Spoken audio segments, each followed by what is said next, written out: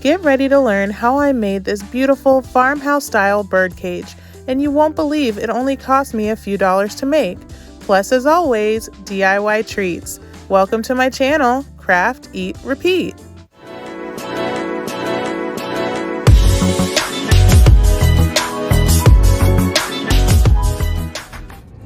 Hi guys, it's Aneka and welcome to my channel, Craft, Eat, Repeat. On my channel, you're gonna find fun DIYs, and I always like to add a treat at the end just to keep life a little bit sweet. So today I have this project for you. I've been wanting one of these farmhouse bird cages and I just hadn't bought one because they're kind of expensive, and I'm always on a really limited budget, and I wonder if that has something to do with the amount of trips I take to Dollar Tree and Hobby Lobby. No, probably not. Anyways, I was so excited when I found a way that I can make this bird cage for basically $1 with items from Dollar Tree. So I put it together and it came out better than I could have imagined. I'm gonna put it up in my house, probably as a centerpiece to my dining room table, but I could really imagine it as decorations for a bridal shower or even a wedding. The possibilities are endless, so I really hope you like it. If you're new here, hi, thanks for stopping by. Be sure to subscribe if you like what you see. And everybody give this video a thumbs up and hit that notification bell so you'll be ready when my next video comes out. Okay guys, let's get started. Okay guys, let's get ready to craft. I'm gonna start out with this garden fence that I got from Dollar Tree. It was only $1 and is going to make up the bulk of our bird cage. So I'm gonna start out by cutting off the stakes. Now I use scissors to do this, and you have to be careful if you use scissors because it may crack the plastic if you're not careful. So take your time and cut them right off. As you can see here in the corner, mine started to crack just a little bit, but it was okay in the end.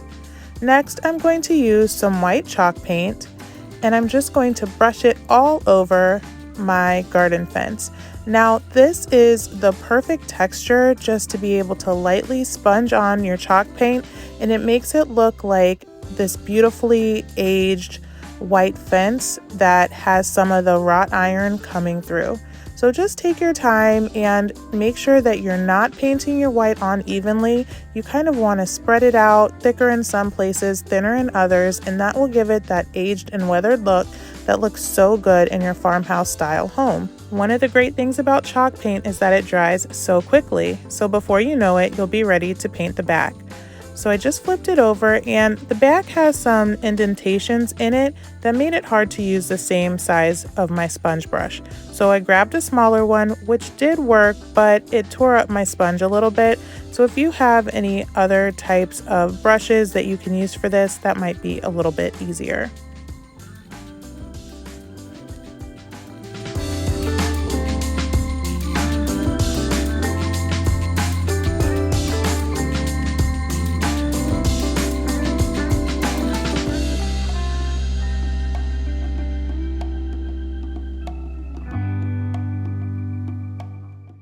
Once our fence is painted and dried, we're ready to make our cage.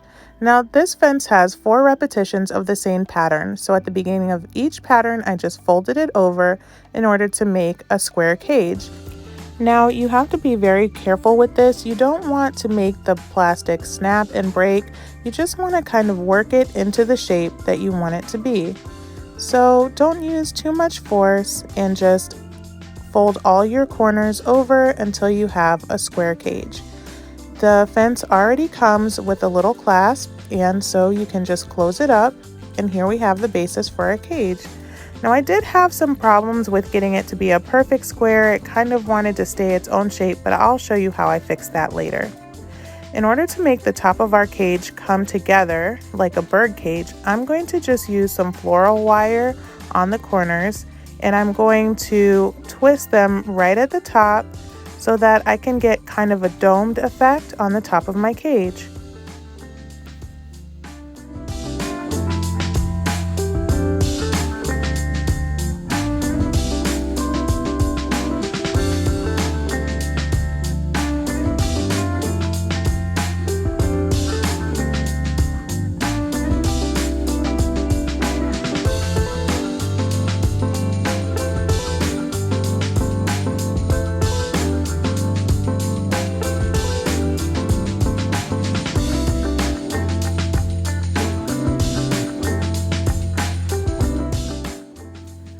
Once my floral wire is on, I'm going to take my white chalk paint and just cover right over that wire. I'm also going to take this time to fill in any spots in my fence that didn't get enough chalk paint the first time around.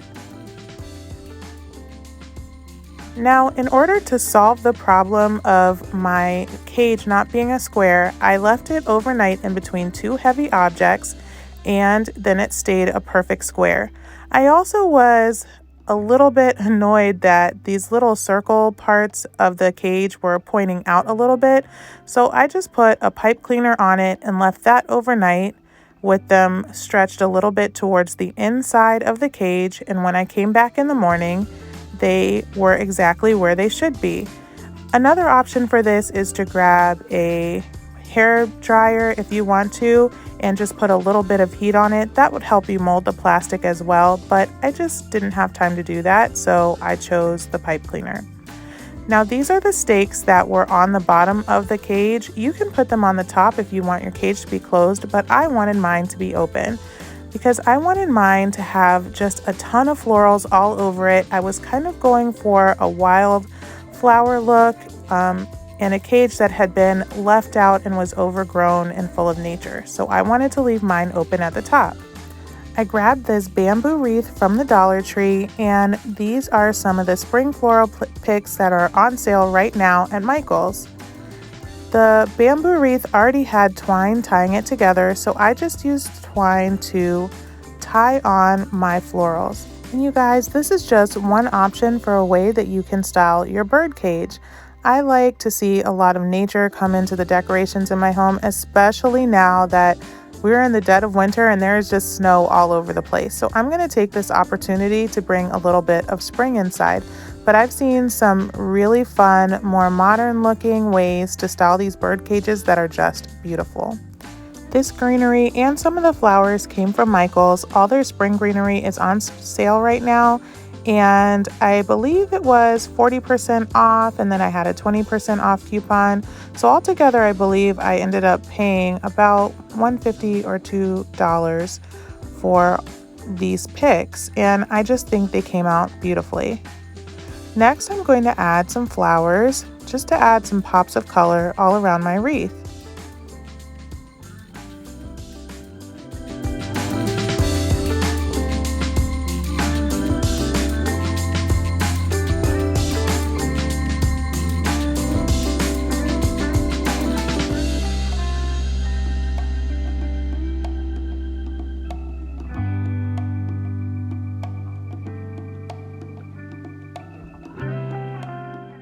So if you guys have been watching my channel for any length of time, you know I like DIYs that I can use again later and repurpose for all the seasons.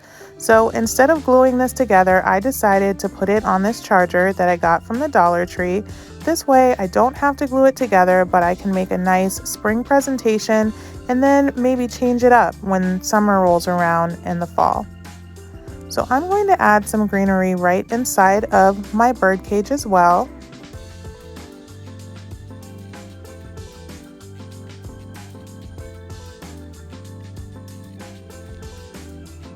And then I'm going to add some of these artificial candles right inside. I just love how romantic this looks. I love the soft glow of these candles, and they're awesome because they're on a timer. So I can leave them on in my living area and I know that they'll turn off when the timer goes off. Next, I'm going to use some of these butterflies and birds that I got from Dollar Tree just to add a little bit more decoration to my bird cage. And you guys, these butterflies from the Dollar Tree, I guess I can't complain too much because they came in a pack of 2 for $1, but the wire kept coming out of them, and I'm just curious if the ones from Michael's or Hobby Lobby, even though they cost a little more, I'm curious if they're any better. If anyone has any experience with those, let me know down in the comments if it's worth the extra $1 or $2 to get the birds and butterflies from another location other than Dollar Tree. But overall, I think this came out so beautifully. I decided to actually take some of the butterflies off and to pair it with this rustic stack of books that I made and just put a little bit of twine in the front. I think it looks beautiful. I cannot wait to put this up in my living room, and I cannot believe that it only took me about $2 to $3 to make this beautiful decoration. And now it's time to eat. In honor of our DIY birdcage, I'm going to show you a recipe for hummingbird cake. You're going to start with some flour, some sugar, baking soda, and salt. Mix them all until they're well combined. And then we're just going to set that aside. Next, we're going to add some oil, some eggs, some crushed pineapple, and we're going to need about 2 cups of bananas. Now, I had these frozen bananas in the freezer, so I just pulled them up and I'm going to mash them up. I found 2 cups of bananas to equal about 4 bananas, but you can just use what you have on hand.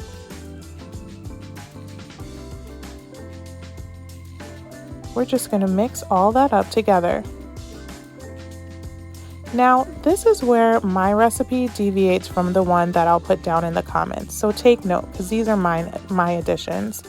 I usually add some cinnamon, some nutmeg, some ginger, and some cloves. I like that this adds just a little bit of spice to this cake. It really kicks it up a notch. I also like to add some vanilla extract from time to time. I didn't have any, so I didn't put it in today, but that also tastes so good in this cake.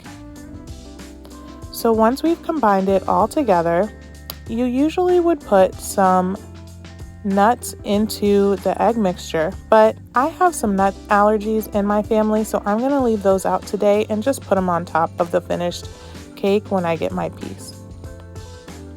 So we're going to just add the dry ingredients to the wet and mix until it's combined.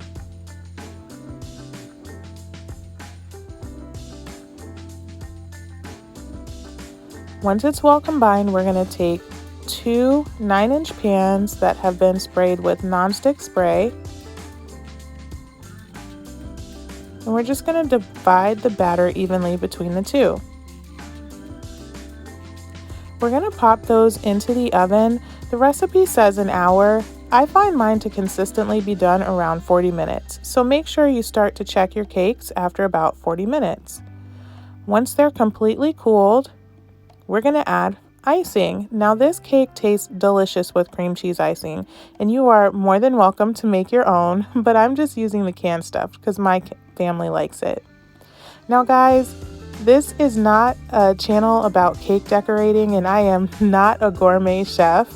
I'm just a mom who likes to add a little bit of sweetness and whimsy to the menu. So please don't let my shoddy icing job deter you from making this cake. It is so good. It's like banana bread on steroids, and it's the perfect spring cake. If you have someone in your family who doesn't really like carrot cake, try this cake for Easter. It is so good. I hope you enjoyed the DIYs that I had to show you today. I can't believe these came together so quickly and so affordably.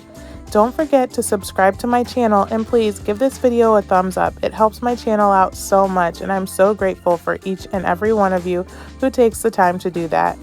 Thanks for watching this video. I'll see you next time when we repeat it all again.